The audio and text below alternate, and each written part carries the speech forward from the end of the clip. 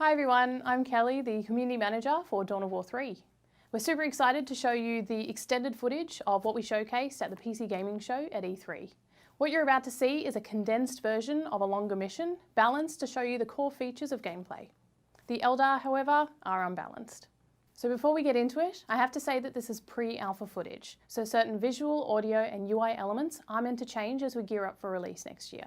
We hope you enjoy it and we can't wait to show you more in the coming months. Now I'll pass you over to Phil, who's going to reintroduce you to Gabriel Angelos, Chapter Master of the Blood Ravens. Hey everyone, this is Philip Boole, the Game Director for Dawn of War 3, here with the first chunk of gameplay. I'm on my way, but it's just me. Don't be reckless, wait for backup. There's no time. They'll kill you. They can try. Here in this demo mission, we're starting with Gabriel Angelos on planet Acheron. I will not falter. This place is already swarming with Eldar. I need to find their main portal before this planet is overwhelmed. Gabriel's a familiar face to Dawn of War fans. He's been in both of the previous Dawns of War. As a hero, he's a really good example of our elite heroes, who are these special characters that you pick ahead of a match. He's a upfront melee fighter with a hammer spin and a hammer smash. Got him down! And then an ability called God Splitter, named after his hammer, which allows him to jump over gaps. None of you are safe. Gabriel's an interesting hero in that he's really straightforward at first. He's just a big guy who smashes things with his hammer. But there's a lot of hidden gameplay depth there. That hammer spin that he just did, for example, will also deflect projectiles, send a grenade or a missile back at the guy who threw it. So he's really a hero that you can play in your first game of Dawn of War or your 100th game of Dawn of War. But he's not invulnerable, so I think he's going to need some help here.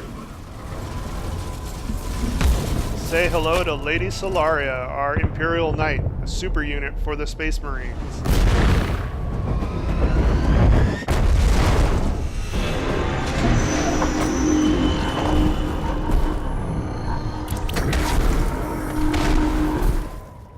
She's a massive mech with Gatling guns for arms that do things like this Gatling barrage.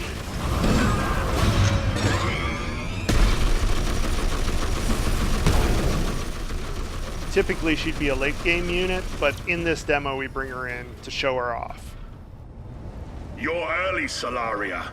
I expected to be bleeding at least. I told you backup was coming. What were you thinking? We'd be hopelessly outnumbered if I had waited. There are too many troops coming from that portal.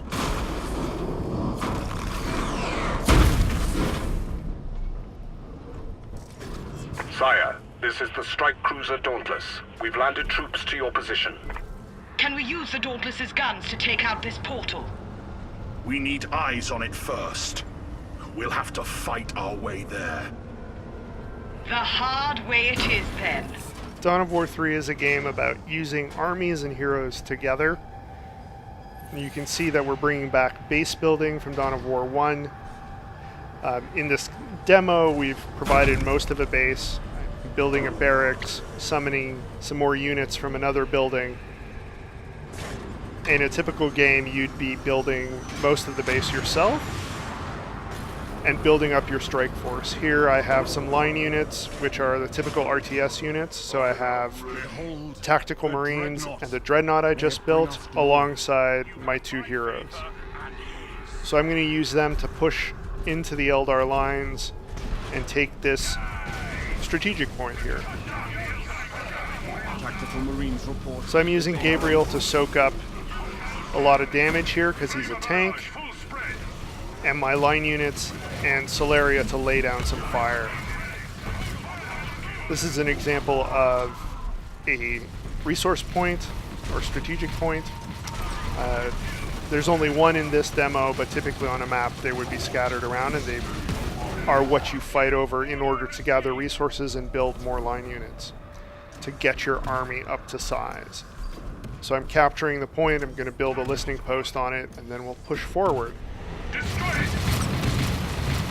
You know, the choice is really up to you whether you want to use your line units principally and use the heroes in support roles, or push the heroes forward and use the line units to soak up fire. That's one of the strategic and tactical choices you have in Dawn of War 3. So while my guys take out these Eldar, you can see that ring of structures towards the top of the screen where I'm sending my tactical marines. That's our new cover system. Cover is essentially a point that you capture that then provides complete protection from ranged fire until its health is depleted. So my tactical marines are safe in there. You can see the fire bouncing off the screen. Dauntless! Launch drop pods behind their lines! Space Marines deploy units to the front line in drop pods. We saw building from a base. This is building in space and dropping more line units right on top of the enemy. So here we have Assault Marines, but you can see the Eldar are fighting back. I'm going to try and use Solaria to catch all these Eldar Wraith Guard. But I actually don't get many of them. Fortunately, my Dreadnought takes out a few, but the others at the top of the screen escape. And that's a good example that even with a powerful unit like Solaria, skill and timing are paramount.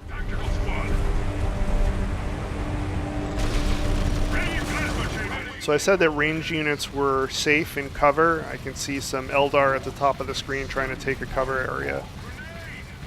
But they're safe only from ranged fire. Melee units like my Assault Marines can go right in there and you can see them moving in to take the cover. Assault Terminators stand ready. Requesting My third elite is ready, the Assault Terminators. They're another melee specialist, and I'm going to use them to take that cover on the left of the screen. Teleporting them in, and they're going to take care of those Dark Reapers that are inside. So they can go in without destroying the cover, deal with the enemy, and capture the cover itself. That way I can use it. There we go, now they're taking it. My troops are taking out that webway portal, which is how the Eldar move around, and we're going to push forward.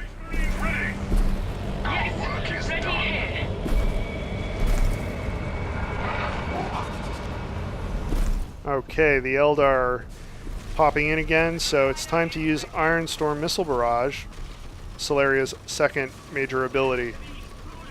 I can target 6 places and fire 6 devastating missiles. Again, skill is involved. Those Howling Banshees got out of the way, but because Solaria was supported by Gabriel and the rest of the troops, we were able to eliminate them. Tactical Marines ready! Yes.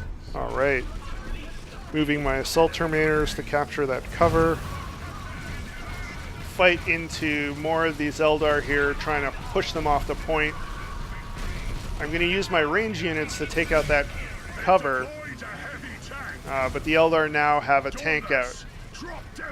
So I'm going to need to deal with that sooner rather than later. So you can see I'm using range units to take out the cover, so I need to blast all the way through the cover before I can deal with the enemy. Okay, now I'm going to use drop pods again and bring in las cannon devastators. These guys chew through armor, so they're a good counter against that tank.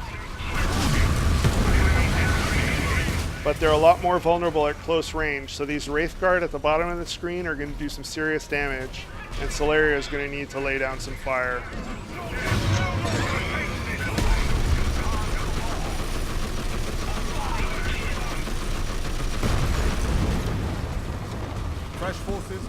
Alright, I'll bring in some more drop pods.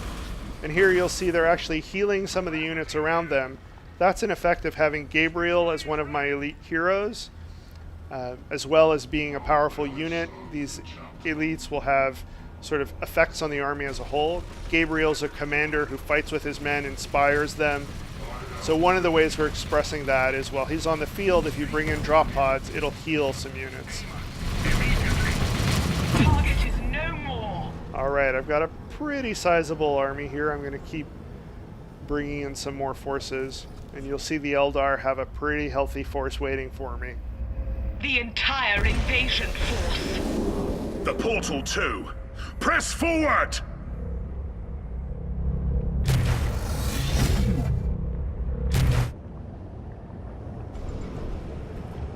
They brought everything!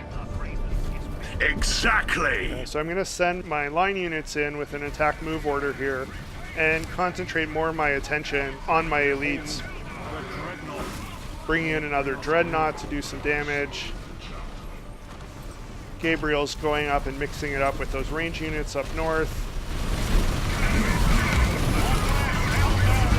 And Solera is going to use her missile barrage. You may notice Solera is moving a little more slowly now.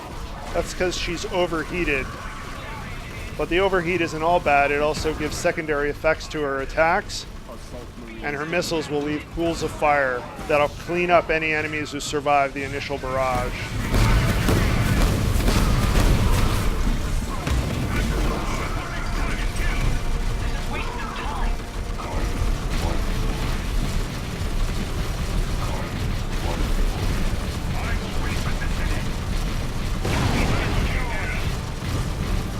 They're where we want them.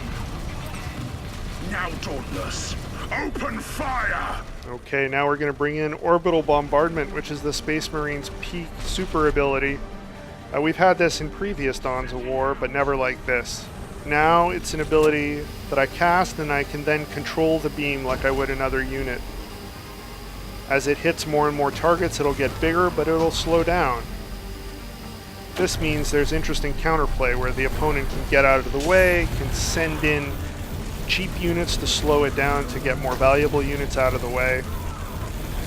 But in this case, these slightly underbalanced Eldar will soak it up.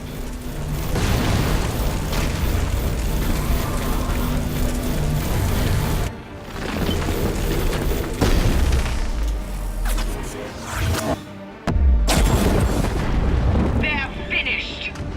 For now, they'll seek vengeance for this. They can try. This is a bit of a highlight mission. A full mission will have far more strategic depth to it, more pathing choices, and so on. But this gives you a good idea of the moment-to-moment gameplay that we'll be delivering with Dawn of War 3.